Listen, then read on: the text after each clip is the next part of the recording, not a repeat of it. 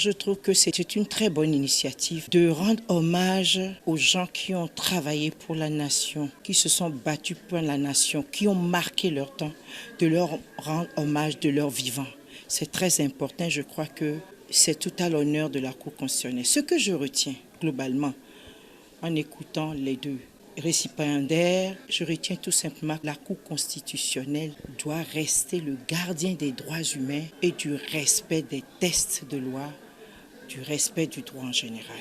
Et qu'on ne doit pas fouler aux pieds la jurisprudence de la Cour constitutionnelle dans l'intérêt de la démocratie et du peuple béninois. J'avoue que ces deux personnalités, Théodore Olo et Robert Dossou, sont des symboles donc, de l'état de droit et de la démocratie au Bénin. Et en Afrique et dans le monde, je vais dire.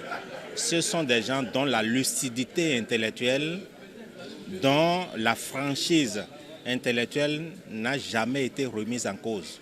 Et vous avez vu ce matin, dans leur prise de parole, ils ont saisi l'occasion pour faire des cours magistraux. Nous qui étions un peu habitués à leur façon de faire, nous avons plutôt assisté à des cours magistraux, à des témoignages.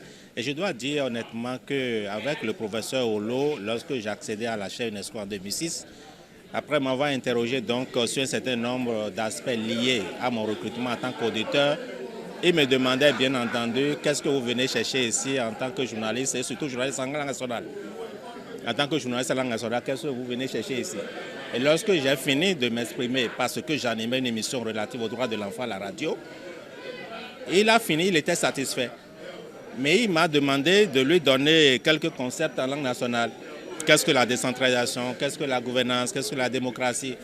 Et j'avoue franchement que c'est un monsieur très dense, très immense. C'est très important ce qui vient d'être fait parce que ça permet de faire le point, de dire que voilà, pendant tout ce parcours-là, voici ce qui a été fait. Et dans ce qui a été fait, voici les gros points positifs, voici les quelques points qui méritent d'être améliorés. Et donc pour moi, j'ai beaucoup appris.